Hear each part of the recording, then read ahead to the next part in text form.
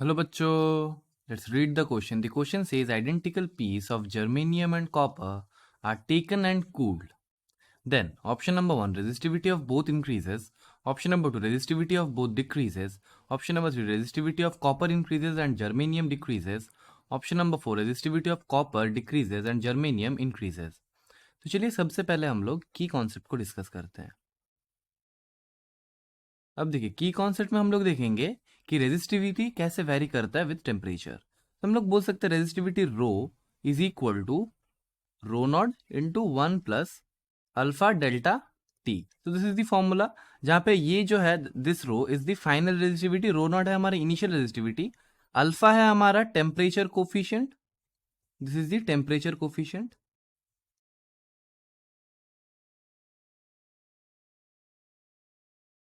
और delta T हमारा change in temperature. अब देखिए हमें पता है metals they have positive temperature coefficient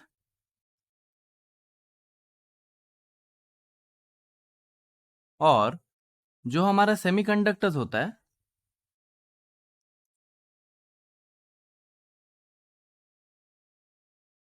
they have negative temperature coefficient.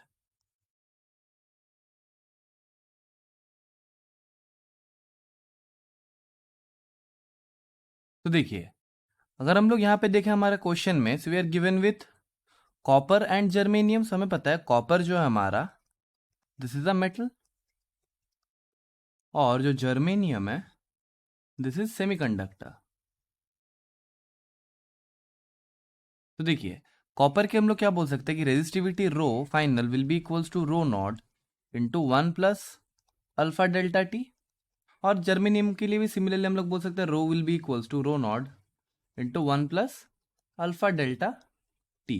अब देखिए अगर हम लोग यहाँ पे देखें so rho is equal to rho not into 1 plus alpha delta T for copper. तो हमें क्या पता है कि मेटल्स के लिए पॉजिटिव टेम्परेचर कोफिशिएंट होता है, so in this case alpha will be positive.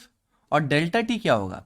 तो देखिए हमें पता है कि इफ इट इज कूल्ड, अगर हमारा कॉपर कूल हो रहा है, यहाँ पे बोला जा रहा है कि identical pieces of germanium and copper are taken and cooled, so cool हो रहा है, तो क्या बोलेंगे हम लोग कि final temperature is less than initial temperature, because ये कूलिंग हो रहा है। मान लेते हैं ये 60 डिग्री से 40 डिग्री तक कूल हुआ, तो क्या बोलेंगे 40 degree is less than 60 degree. तो यहां से हम लोग क्या बोल सकते हैं T final minus T initial is less than zero, और ये T final minus T initial is nothing but the delta T और change in temperature, so delta T is less than zero here.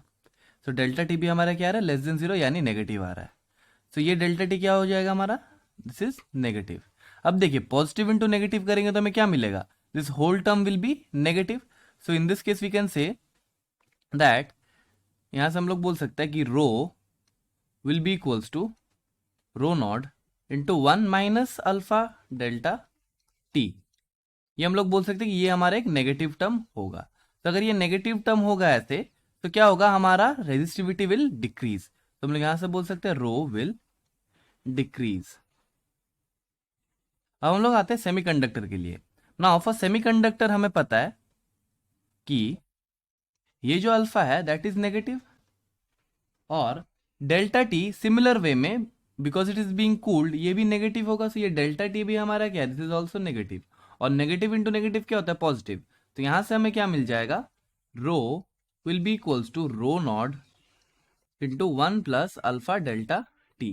तो यहां से हम लोग देख सकते हैं कि रो जो हमारा हो रहा है यानी final resistivity that is increasing, because ये प्लस हो रहा है यहाँ पे क्या हो रहा था, यहाँ पे हमारा नेगेटिव में अल्फा डेल्टा टी आ रहा था, सो हमारा रो क्या हो रहा था, डिक्रीज हो रहा था। लेकिन यहाँ पे हम लोग देखेंगे ये 1 प्लस अल्फा डेल्टा टी है, तो हम लोग क्या बोल सकते हैं रो जो आएगा हमारा दैट विल इंक्रीज। तो हम लोग क्या बोलेंगे जर्मेनियम के लिए हमारा रेजिस्टिविटी इंक्रीज कर रहा है और कॉपर के लिए हमारा रेजिस्टिविटी डिक्रीज कर रहा है। तो in answer we can write that resistivity of copper decreases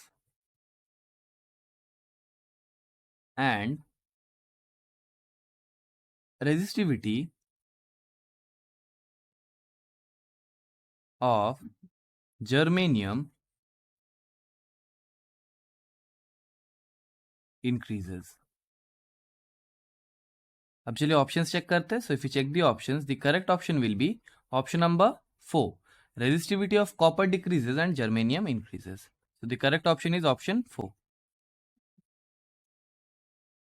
I hope the solution is clear to you. Thank you and best of luck.